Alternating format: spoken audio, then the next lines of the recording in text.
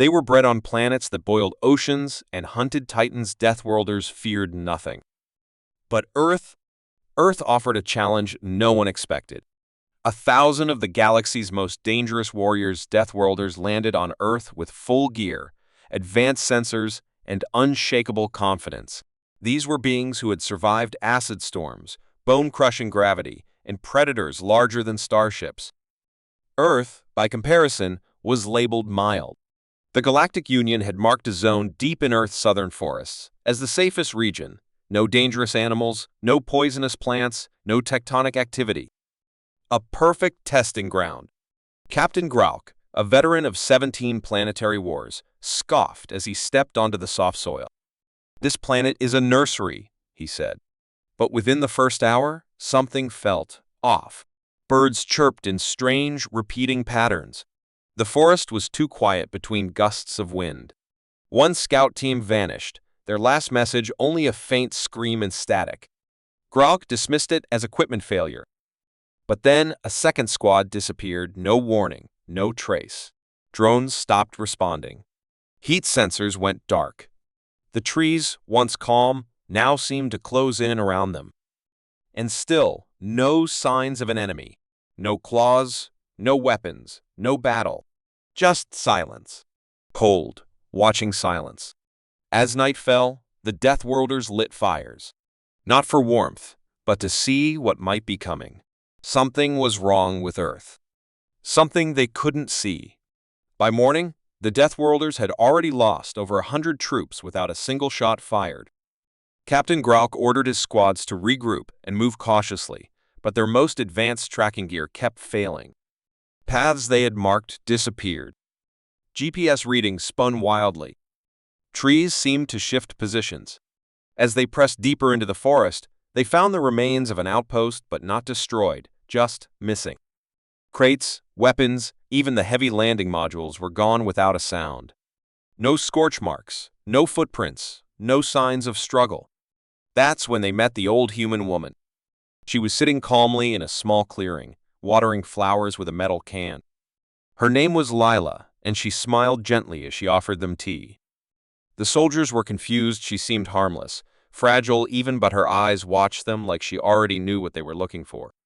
When asked about the missing troops, she simply said they didn't listen to the forest.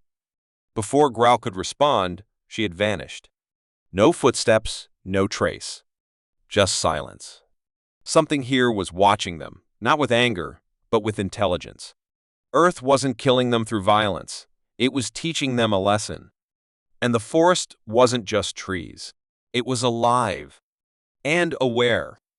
Vruth, one of the few surviving Deathworlders, was not a soldier, but a tactical analyst trained to study hostile environments. As their numbers kept dropping without explanation, he focused on what the others ignored: the planet itself. He studied the plants, the wind patterns, the animals that never showed themselves. And slowly, a terrifying truth became clear. This zone wasn't designed to test Earth's danger, it was designed to test them. Earth's so-called harmless pollen had microscopic barbs that clogged their lungs. Its clean water contained minerals that disrupted their neural implants. The bright sun, which humans enjoyed, caused their skin to blister within hours. What humans called mild was, for other species, quietly lethal. But that wasn't the worst part. The forest reacted to them. Paths changed. Sounds echoed back differently depending on their tone.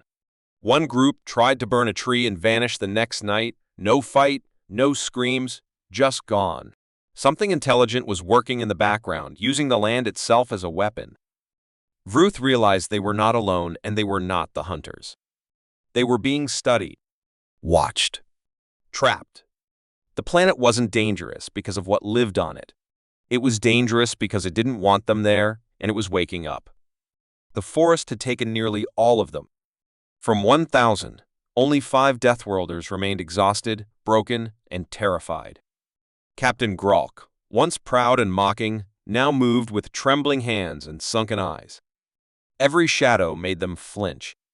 Every gust of wind brought the fear that something unseen was near. They no longer spoke of extraction or victory. Their only goal was survival. Nights were the worst. The forest never attacked directly, it whispered, echoed, and rearranged itself. Lights from their camp would flicker and vanish. Gear would be moved during the night, and strange human voices, familiar, yet twisted, called out to them from the trees. One soldier lost his mind, ran screaming into the dark, and never returned. The others found only his helmet, perfectly placed at the foot of a tree. Groke tried to rally the last three, telling them they had to reach the original landing site. But by the next morning, he too was gone. No struggle, no blood. Just his coat folded neatly on a rock, as if he had taken it off and walked into the woods willingly. Now, only Vruth remained. The analyst, never trained for combat, crawled through thick roots and thorns, starving and hallucinating, using every calculation he could to avoid whatever force hunted him. On the third night alone, he found a strange structure, metal, silent, buried in vines. It was not theirs. It was human. A hidden observation station. He entered, shaking, and found monitors still active. Footage of every squad, every movement. The humans had watched everything, said nothing, and let the planet do the rest. A voice came from the corner speaker, calm, steady. "You were not invited." Vruth collapsed to his knees, not from pain, but from the realization they had never been testing Earth. Earth had been testing them. Vruth stood before the Galactic Union High Council, his body weak, eyes sunken, and voice slower than before. He was the only one who made it back. 1,000 Deathworlders had landed on Earth's so-called safest zone, and only he had survived, but not without cost. The chamber was silent as he began to speak, describing what they thought would be an easy test, a harmless forest, a simple world. But Earth had shown them something else, something far more terrifying than any beast or battlefield. He spoke of a forest that watched, a land that learned from them, and a force that never needed to raise a weapon to win. He explained how Earth didn't attack them directly, it let them fall apart on their own. Every step they took was guided, every move recorded, every mistake noted. The council listened closely as Vruth revealed the human facility hidden deep in the forest, a place where humans had quietly observed them like insects in a jar. There had been no violence from Earth, just silence and slow disappearance. But it was that calm control that frightened him the most. At the end of his report, he paused, then said one sentence that would shake the galaxy. "Earth does not fight wars, it ends them before they begin." The silence in the chamber turned heavy. Within days, the Union labeled Earth as a zone of extreme strategic avoidance. No further missions were approved. No contact was attempted. But somewhere, quietly, humans watched the stars and waited. The report spread quickly across the galaxies, retold in hushed tones. No one knew exactly what lived deep within Earth's forests, or how humans had tamed a world so alive. But one thing was clear to every species now: Earth didn't need to conquer. It just needed to be left alone.